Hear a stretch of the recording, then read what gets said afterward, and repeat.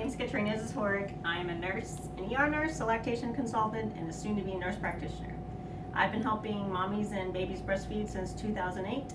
I became an IBCLC, which stands for an International Board Certified Lactation Consultant. This is kind of the breastfeeding guru of all things breastfeeding. In 2011, and then I've recertified in 2016.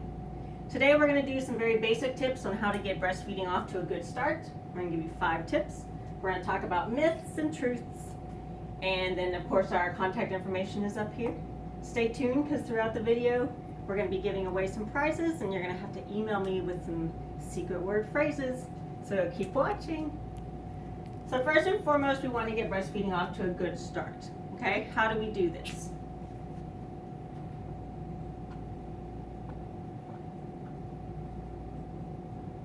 Skin to skin. I cannot say enough about skin to skin and the magic it beholds. Okay? We call mom the kitchen because she's next to the food.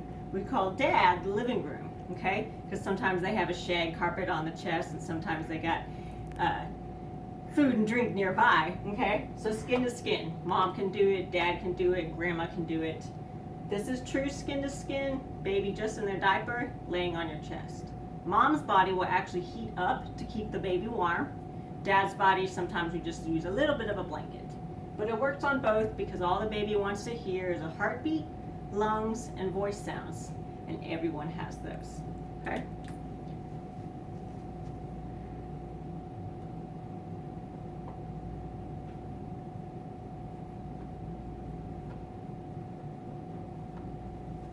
As soon as possible. Okay? Even if you're not sure you want to breastfeed, you want to feed as soon as possible after delivery.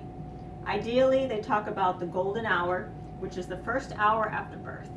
Doesn't matter if it's a vaginal delivery or a C-section, talk with your OB-GYN, and as long as mom's fine and baby's fine, they can do skin to skin for the first hour, which will facilitate easy breastfeeding. If you Google the video breast crawl, you'll see an amazing video of a baby left uninterrupted, laying on a mother's stomach, will manage to crawl their way and latch to the breast totally unassisted. This is where the natural part of breastfeeding comes in. Baby knows what to do, and if left alone undisturbed for the first 30 minutes to an hour, the majority of them will latch and do beautifully at the first feed.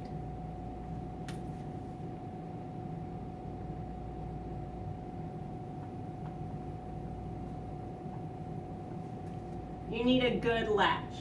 This is so important. This is going to actually bring us into some of our myths and truths.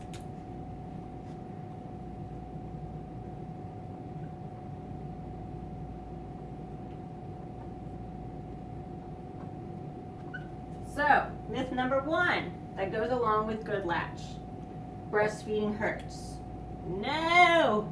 Should not hurt. Okay? Sharp, stabbing, burning, pinching, not okay.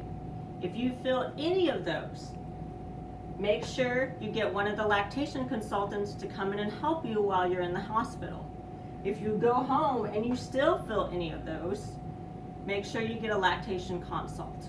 Okay, you want to meet with an IBCLC so that they can work with you to stop those. Okay, if the baby has a good latch, you might feel tugging, and it might be a little uncomfortable, but it should not hurt, okay? So how do we know it's a good latch if it doesn't hurt? But how do we make sure it doesn't hurt? You want the baby to open the mouth wide, wide, like a yawn, or my favorite, I'm about to start crying, so my mouth goes wide open, in goes the boob, okay? Wide, wide. Baby's still kind of sleepy, you may have to help them with the wide open mouth. Take your nipple and rub it on their nose, lip, chin, over and over until you see them start to open. Okay? As soon as you see that wide open mouth, bring the baby to the breast. Don't try to lean forward, make it into the hole. Okay? Bring the baby to the breast. If they have a wide open mouth, they should get as much as they can in their mouth. We want nipple and areola and as much breast tissue as we can get into their mouth. Remember, it's breastfeeding, not nipple feeding. So get as much as you can into the mouth, okay?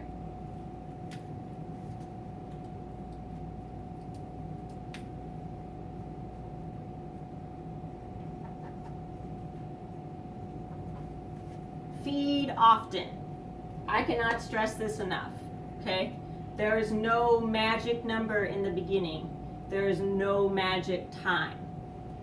What you need to do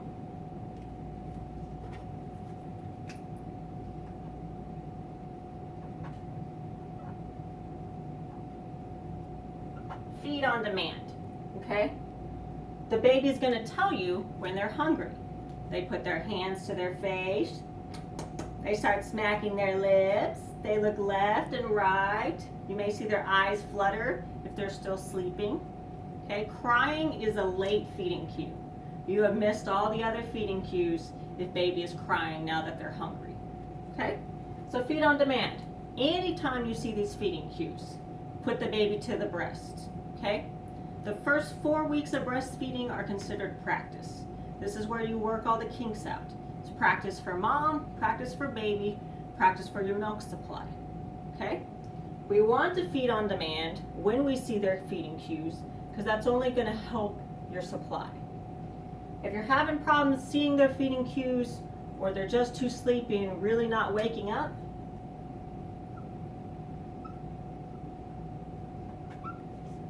anywhere from 1 to 3 hours for the brand new newborns. We're talking about age day 1 to maybe 2 weeks.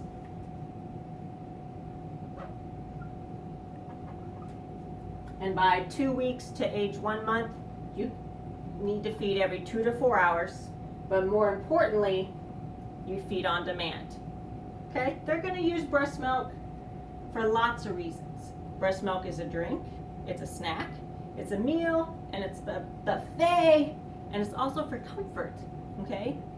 Us as adults, sometimes we overeat a little bit, but we don't eat to our max stomach capacity every single time. So neither should baby. So with that being said, your feeding times are gonna vary.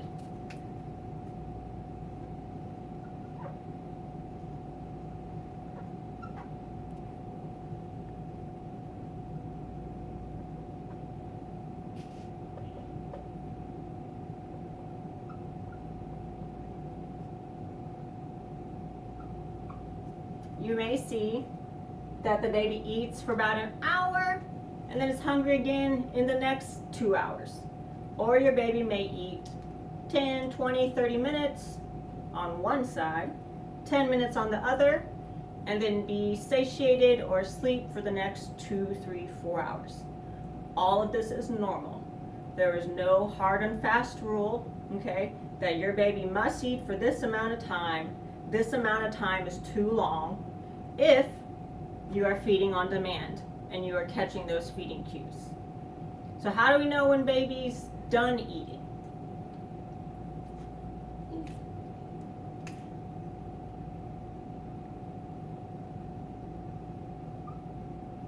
Okay, the biggest thing you're going to notice is their arms. We talked about being hungry. One of the feeding cues is putting their hands to their face, clenching their fists, looking left and right. As you latch the baby, their fists are going to stay pretty close to their face. As you pull on their arm, it'll still be pretty tight. The more and more they drink, the more and more the arms relax.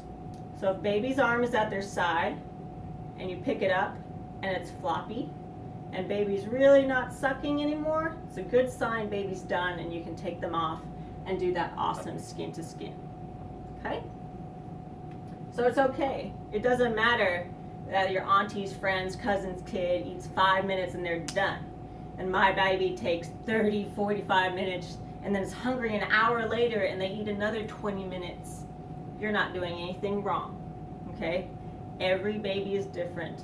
Every breastfeeding relationship is different, even from kid to kid with the same mom, okay? Go with your feeding cues. Look at their arms.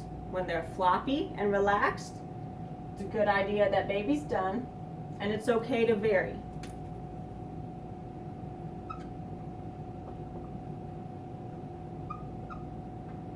Anywhere from 5 minutes to 45 minutes or longer is an okay time to be feeding. When you're still in the hospital, okay, any time spent at breast counts as breastfeeding time, okay? So if they're just licking or nuzzling or going off and on, suck, suck, off, on, this all counts, okay? When you're still in the hospital, it's not the amount of time that they're actually sucking. It's the amount of time spent at breast, okay? But how do I know my baby's getting enough? I know I should pump, and then the pump's gonna tell me how much milk I have.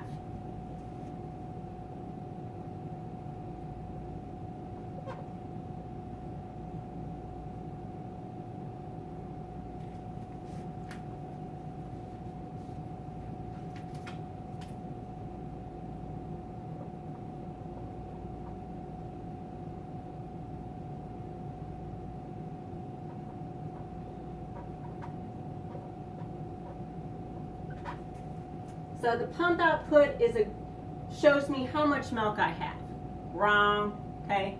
A pump output is a poor relationship of how much milk you have stored in your breast. Even the hospital grade pumps. The baby is going to be more efficient than any pump on the market, period, okay? So we want to stay away from pumping until we're at that magical 4-week time point, okay?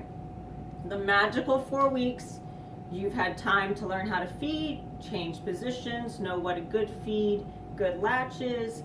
Baby's better at feeding, they can get themselves on, they stay awake, and your breast milk has maximized, and you have letdowns, and you know you're getting good breastfeeding success. So at the 4-week mark is when we can introduce a pump, or we can introduce a pacifier.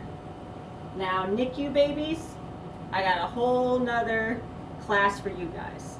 This does not apply to any infant that is in the NICU or has trouble breathing, problems feeding in the beginning. Work with a lactation consultant to get your own individualized plan. But for the average newborn, you don't want to pump and you don't want to use a pacifier before the age of 4 weeks. Okay? Everything needs to be at breast. And number 5,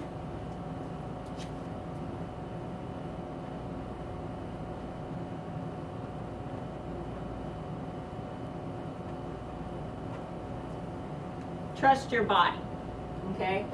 Your body is designed to do this. It's been doing this for thousands of years, okay?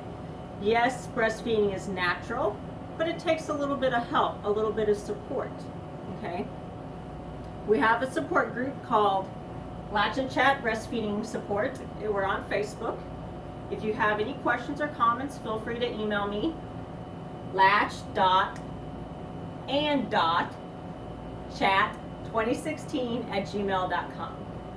And also, for those of you that are waiting for the secret phrase word, this is your first one. Every ounce counts. Write it down. Remember it, because every ounce counts, okay?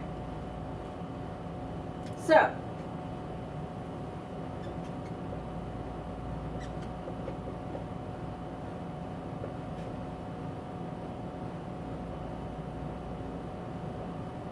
that leads us into another myth. Breastfeeding is all or none. Not true, okay? Every ounce of breast milk counts, okay? Some moms have excellent supply, they have oversupply, they're able to become milk donors with Mother's Milk Bank Austin and help premature babies. Other moms make beautiful amount of milk, they just can't seem to get milk for storage. And that's okay.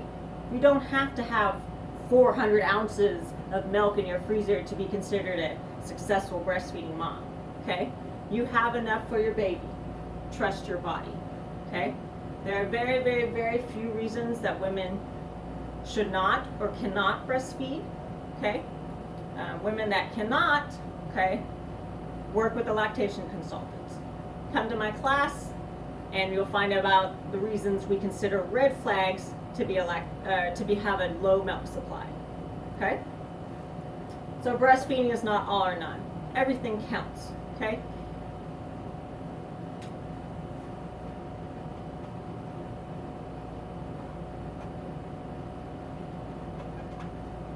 Another myth. Formula is not bad. It is not the end of the world if you have to supplement with a little bit of formula. It is not the end of the world if you cannot make enough milk, so you have to give a little bit of formula afterwards, or you have to use a little contraption called an SNS to have formula while the baby's feeding at breast. You are still rocking at breastfeeding because every ounce counts. Your baby is still getting amazing nutrients and antibodies for immune protection. You're still getting benefits for the mom, including weight loss and help with postpartum mood. So every ounce counts, but formula is not bad. It is not evil. It is a great supplementation that has saved many, many, many babies' lives. So do not let anyone tell you that you are not a true breastfeeder because you have to supplement every now and then with formula. Okay?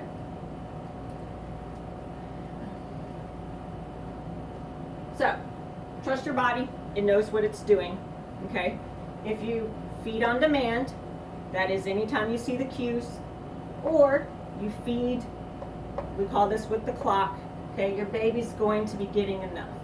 But how do we know they're getting enough? These are your goals.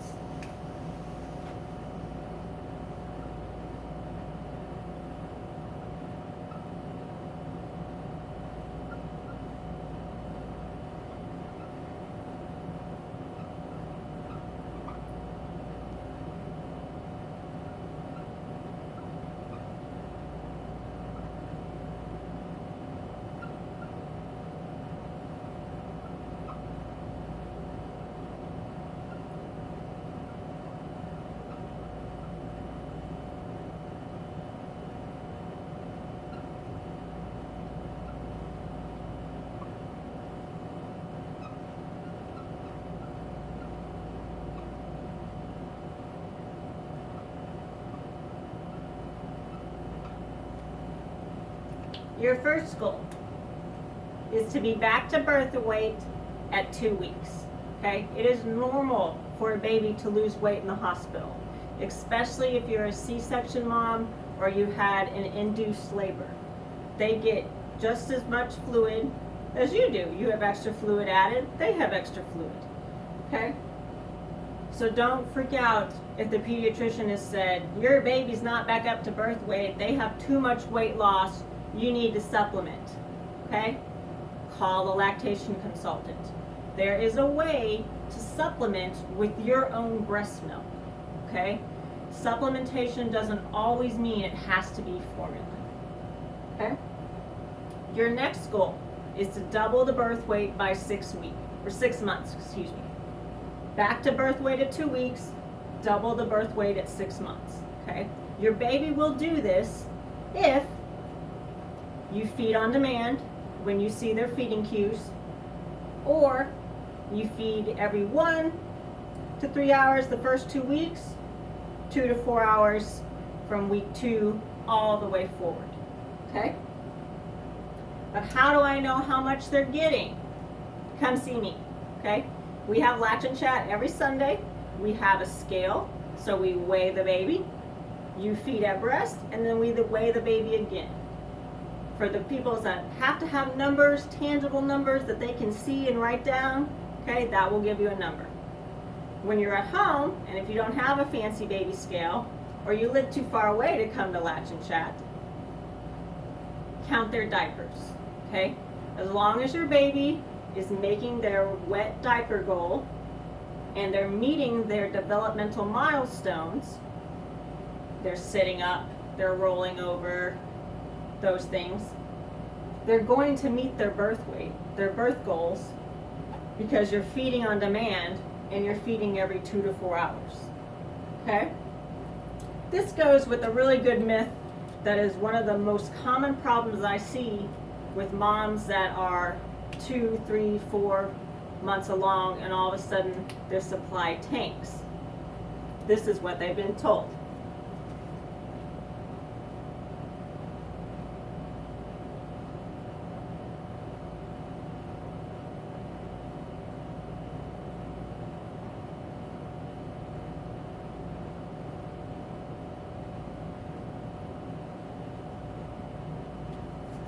okay? You can sleep more at night. Please don't. That's how moms ruin their supply, okay? It is a 24-hour day job to be a mommy, which means you have to feed 24 hours or be ready to feed, okay? If you're feeding every 2 to 4 hours, that means you should be getting at least 12 to 6 feeds in, okay? There's more of a magical number.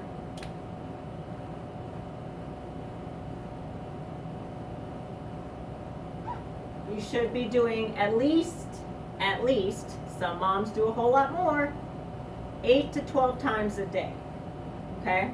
In the beginning, when you're in the hospital, you'll be more like 12 to 15 or more a day.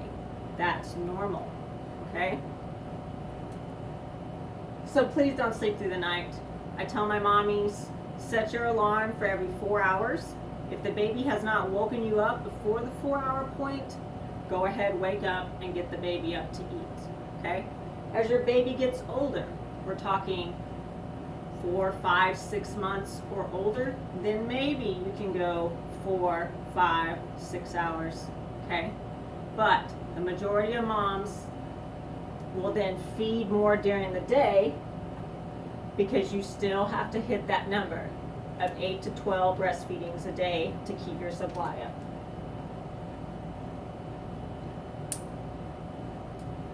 And lastly, we talked about diaper counts. Okay, I get asked a lot, my baby hasn't pooped. It's okay. Breast milk is used for every part of development, nutrition, immune support. Your baby's growing all their organs, growing all their brain, so they're using all that breast milk that they take in. Poop is a byproduct, stuff that your body can't use. So it takes a while to build up some poop in a baby. So sometimes, after your baby is over 2 weeks of age, they may go 1, 2, 3, 4, 5, 7 days without pooping. That's okay. As long as they are meeting their wet diaper goals, and then I'm telling you, when they do poop, it's gonna be a blowout. You better have an extra outfit in the bag.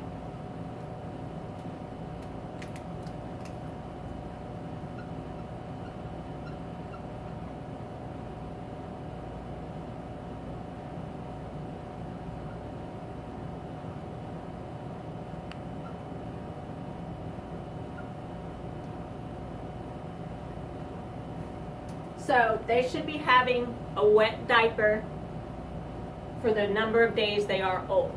So if your baby was born at 10 o'clock in the morning, from the day they were born until the next day, they have to have 1 wet and 1 poop, okay? The first week of life, your baby will have lots of poops.